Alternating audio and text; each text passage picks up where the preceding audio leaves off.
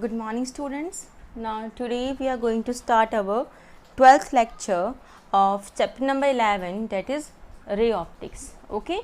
Now, in our yesterday's lecture, we have discussed about a refraction at a spherical surface and about the lenses, and we have discussed that there are two types of the lenses.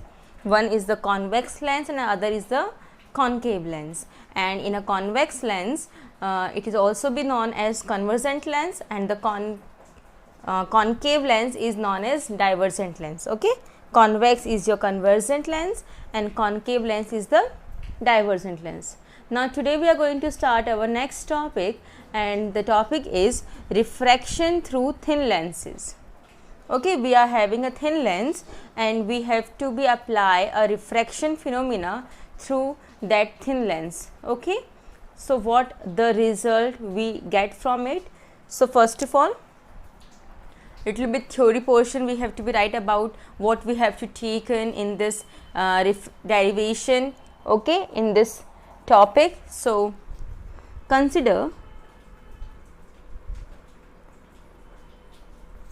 a thin lens of refractive index N2 placed in rarer medium.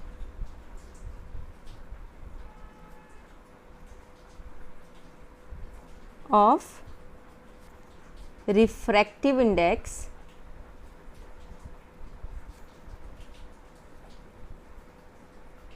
N1.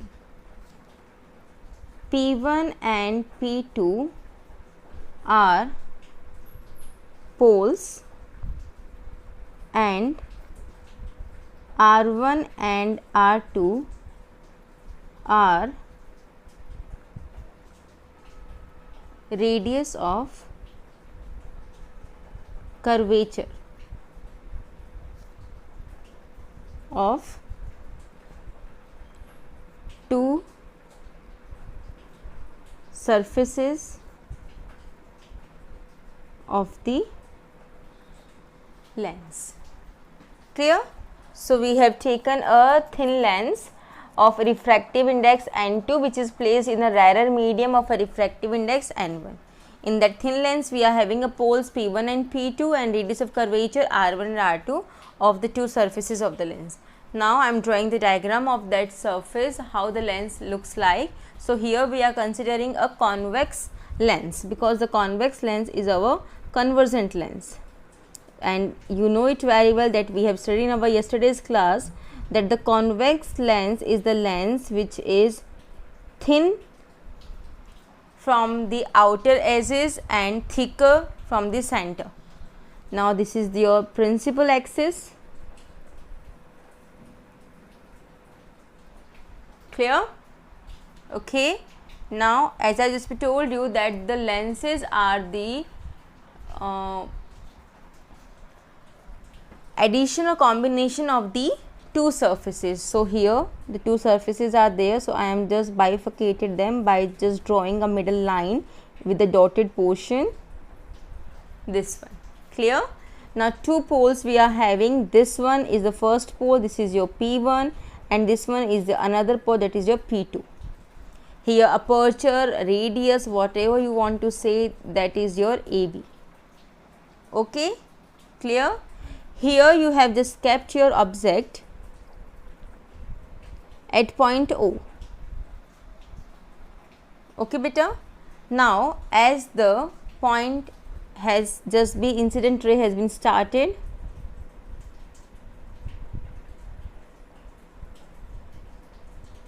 from this way, it incident at point N.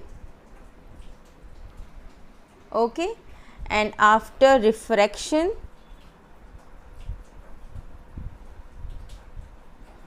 it will be make an image at point I.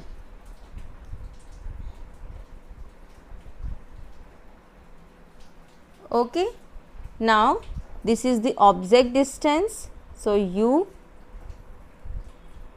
here is your image distance, that is V. Clear? This is how a thin lens diagram looks. But now we have to be consider in a different surface. First we are taking this AP1B, then we will take the AP2B. Now in this portion what effect will occur, that we have to do. So first of all I have just to take the first portion AP1B. Now look the diagram, how the ray diagram formed for this. Okay, so it is like this. I am taking the portion, this one. This is your principal axis. I am taking the portion A, P1, B. Clear? Now, when your object is placed at point O, as we have taken in our previous ray diagram, and it has been the ray is starting from here and incident on this surface, the incident ray is this. So here we are just draw a normal ray. So normal is from the center of the curvature of this surface. So here is the center of curvature C. So it means this incident ray makes an angle with the normal, that is your angle I. Okay, clear? Now again from here, this is point N. As it was refracted, so it has been moving from rarer to denser. So it makes at a point I the image.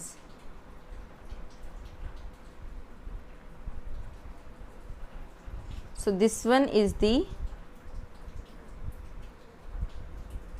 radius of curvature R.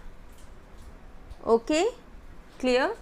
Now this again makes the angle, okay, and this makes the angle.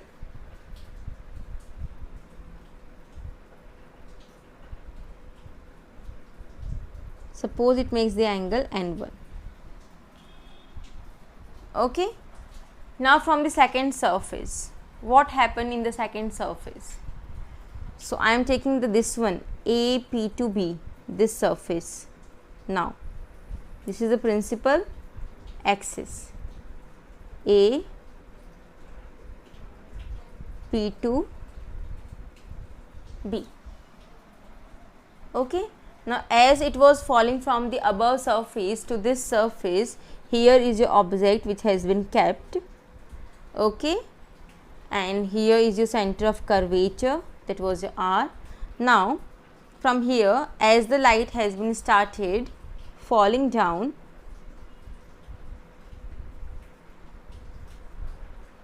here the image is there, but it has been falling down from where, beta?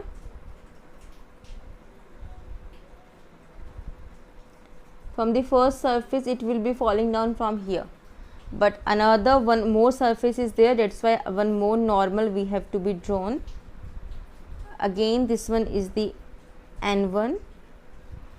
Now from this it has been false, okay, and make at a different point.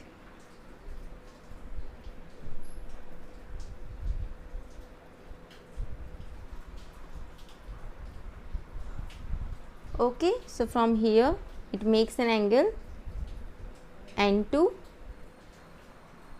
and here one more image you have find just nearby it, I dash.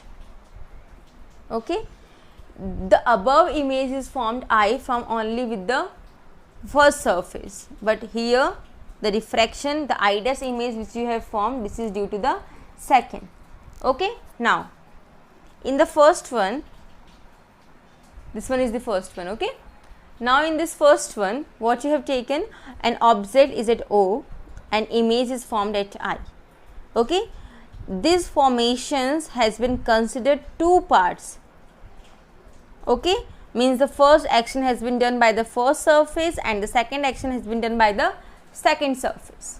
Clear? Now we are moving towards one by one to each and every surfaces. So as we have reached in the first surface, in here the object is at point O and the image has been formed by the two surfaces, that is the I dash. After the refraction of the two surfaces, we get the image at I dash. Okay. Now we have to be apply the formula here. Which formula we have to be applied? That we have discussed in our previous lecture, that I have just told you that this formula, the refraction through a spherical surface, that we have to be used. So here the formula which we have applied here, that is N1. Here the refractive index is N1. So N1 OP1 in the minus form, N2 is your P1 I dash. Okay, you will just get it I1. Okay.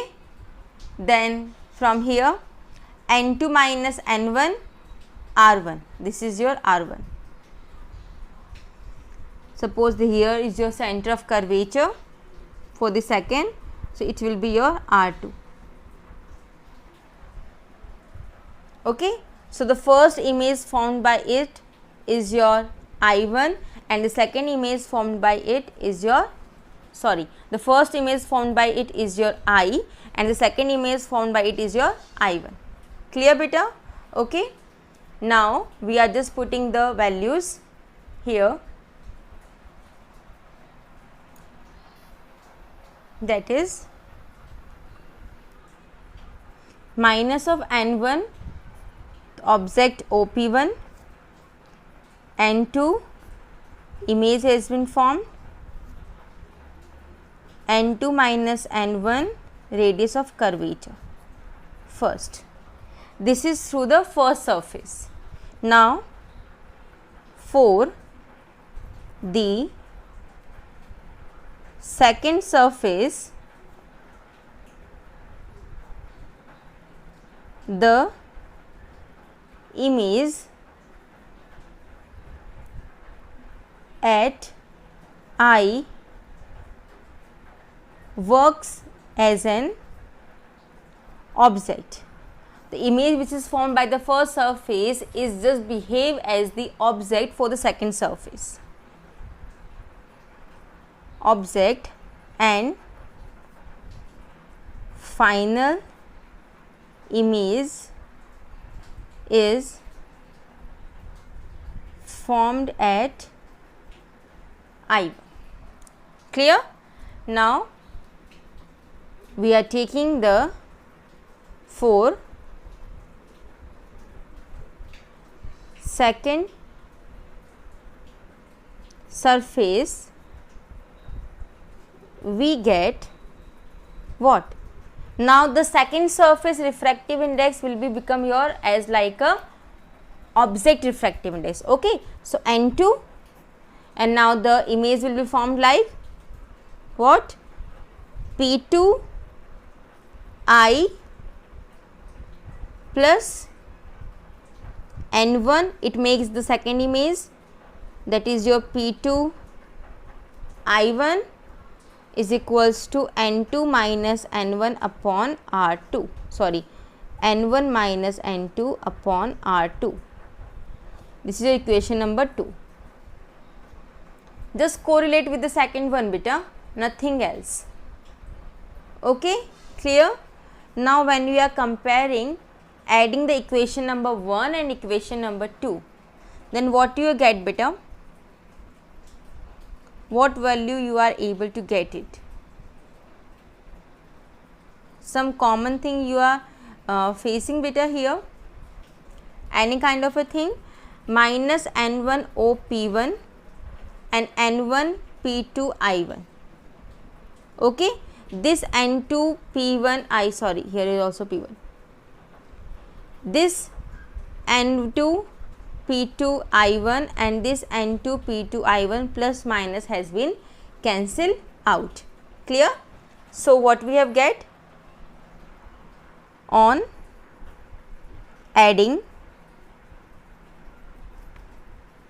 equation 1 and 2, we get what we get beta? This equivalent and this one has been cancelled out, so only minus n1 OP1 plus n1 P2 I1. Here I am just taking its common, so n2 minus n1, okay, n2 minus n1, and when we taking it common, so 1 upon r1 minus 1 upon r2, equation number 3. Now we know that the OP1 is the object distance, that is u, and P2 I1 is the image distance, that is v. I am putting the value minus 1 upon u plus 1 upon v. I am just dividing on both the side by n1, so we get n2 upon n1 minus 1, 1 upon r1 minus 1 upon r2, equation number 4. Now I am just taking the condition that if the object is at infinite. So you know it very well, when the object is placed at infinite, then image is formed at focus. Okay, the same condition is there for the lens also. With the condition which we have used for the mirror, the same condition is there for the lens also. So the image will be formed at focus. Okay, so we are just applying this condition in this equation number 4. Then what we get beta? This is 1 upon infinite is 0, so 1 upon v will become 1 upon f, n2 minus n1 minus 1, 1 upon r1 minus 1 upon r2, equation number 5. This is only the condition, this is your actual formula and this one is the condition.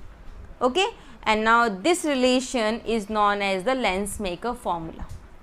This one is known as the lens maker formula. This is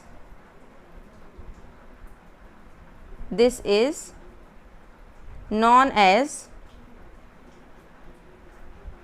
lens maker formula.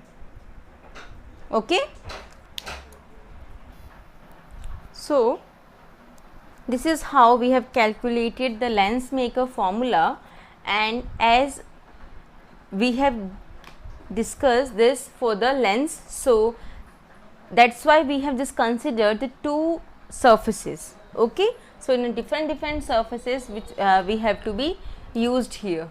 Okay, like in the diagram, first we have to be do the refraction phenomena from the first surface.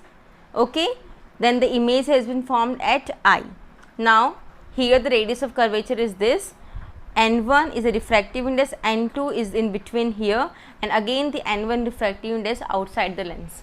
Okay, now as we have just considered in the second surface, the image has been now behave as a object here. Okay, so it has been gone and having a refraction, and here the image has been formed. Clear? So this is your final image, but remember there is a little bit difference between them, not more. Okay, so here it will now become as an object and this is your image. As we have do the derivation portion, we have to be use our yesterday's formula, and in that yesterday's formula, what was our yesterday's formula? If you have remember beta, minus n1 upon u plus n2 upon v is equals to n2 minus n1 upon r. Okay, so minus n1 upon u, the minus n1 upon OP1 plus n2 upon v. So first image has been formed at I, so P1I, n2 minus n1, first surface is your radius of curvature is r1. Now from the second surface we have to be do, so now the object I will become as a behave as a object. So and for the I, the refractive index is n2. So n2 P1I, from P1 it has been formed, and its image is formed at n1, okay, and its final image is I1 for P2. So, n1, P2, I1.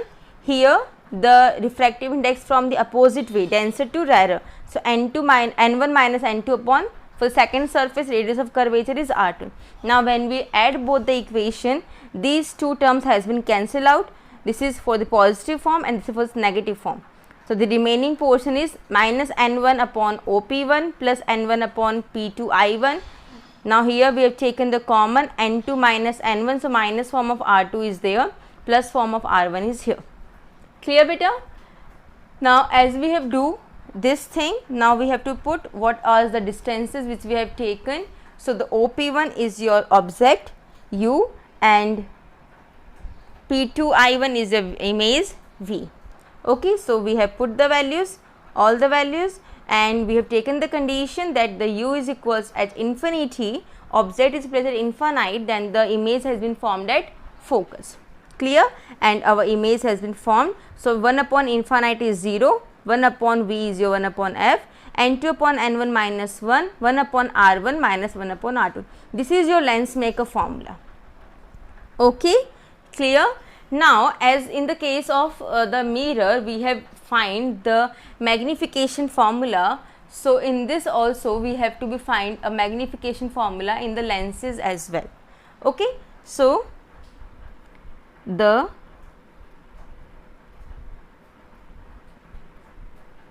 magnification by lens is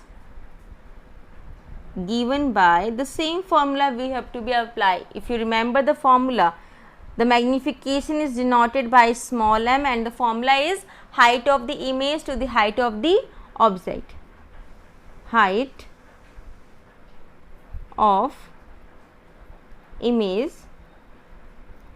to the height of object, means h dash is the height of image, h is the height of object, and in this, in the mirror, this has been even having the formula of magnification is minus v upon u, but in a lens value will be plus v upon u. Okay, this is equation number 6. This is the formula of magnification. This formula will be the same. Height of image to height of object in the ratios of the distances of the image to the object, this value will be in a positive form, and in the mirror it will be in the negative form. That much difference is there.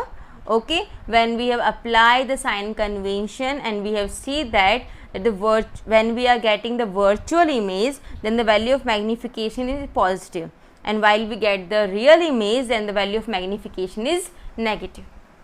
Okay, this always you have to be remember. Okay, even in the form of a note I will write it down, so you will always remember this thing in the form of a note.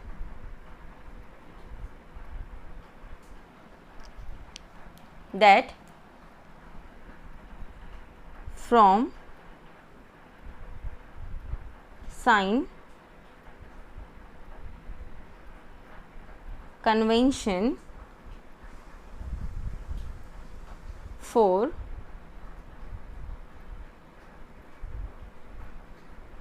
virtual image,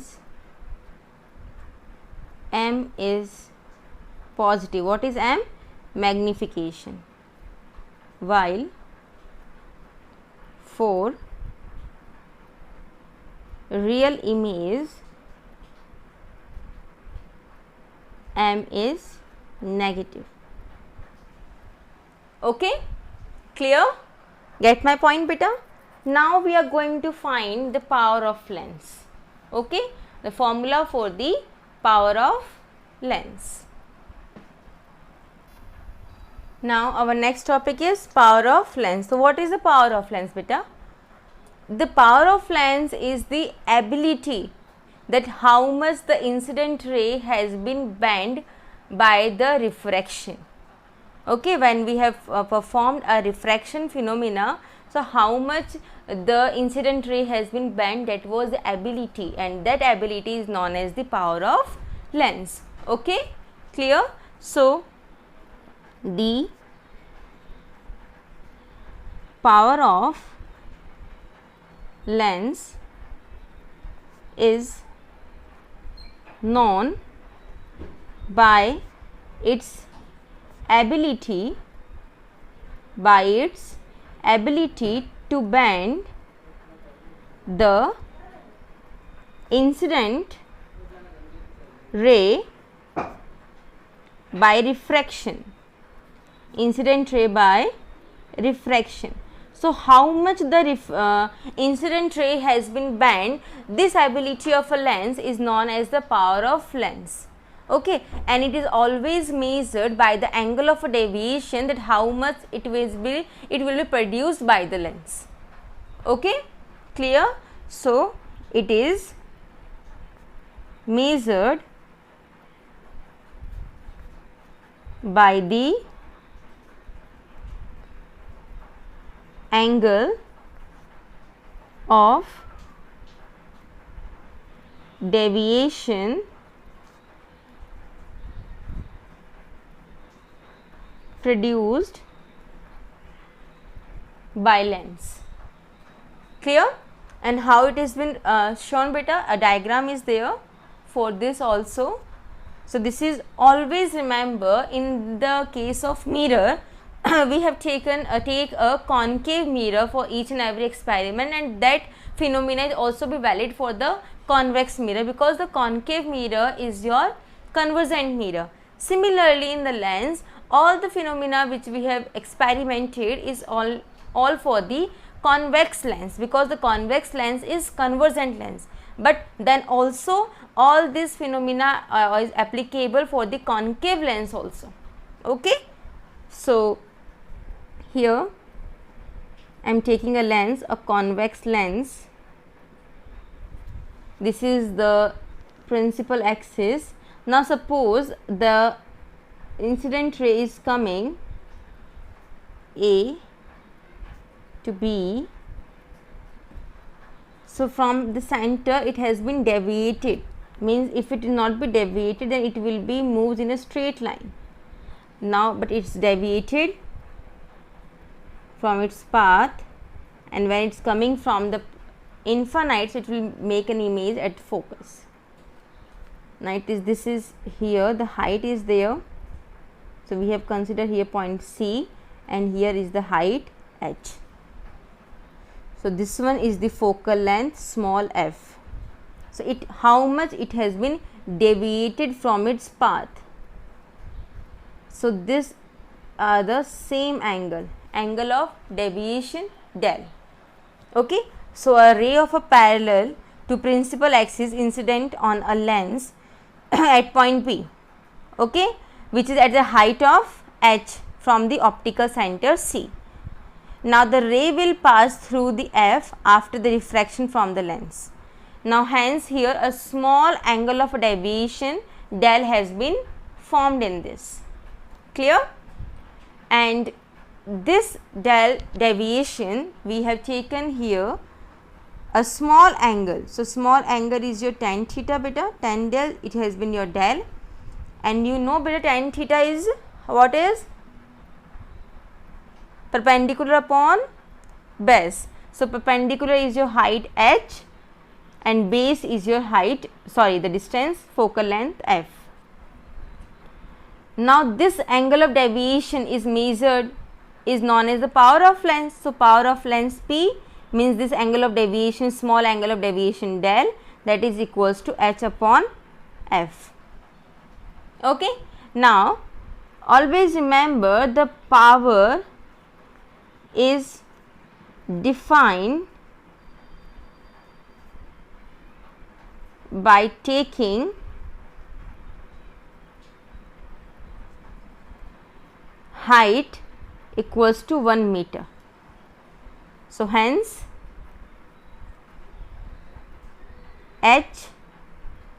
the power of lens is equals to 1 upon focal length, is in the form of a meter as well. Is in the one form, 1. Okay, unity means. So it will be your 1 upon focal length, and always remember the focal length has been taken in meter. If in the question, the numerical, the focal length is given in the centimeter and the question asks that you have to be calculate the power. So the first thing that you have to be convert into meter, then you have to be take its reciprocal 1 upon focal length. Okay, if directly you have do and your answer will be in a centimeter, so your answer will be wrong, it will not be correct. Okay, so always the focal length is taken in meter, and even if the focal length of the lens is 1 meter, then it has been known as diopter. Diopter is the what beta? Diopter is your SI unit of a power. Okay, SI unit of power is diopter, capital D, means meter inverse, or it is a scalar quantity. Okay, clear? Now some points we have to be discuss about this, that first it is a scalar quantity. Second, power of convex lens is positive. Third, power of concave lens is negative. Okay, clear? If the answer of the power has been come in the positive form, then you understand the lens which has been used in this is the convex lens, and if the answer is in the negative form, then the lens which has been used, it was your concave lens. Clear? So this is all about, we have discussed about the power of lens and the refraction through a thin lenses, magnification formula. Now in our next lecture, we have discussed about the combination of the thin lenses. Okay, and afterwards, after the discussing about the combination of thin lenses, we have discussed about the image formation by the lenses of the concave and the convex lenses. Clear? Okay beta. So about your today's homework, you have to be understand the refraction through a thin lenses. Okay, as the numerical portion has been started, I will start giving you the numerical homework. Clear? Okay, thank you, that's all for today.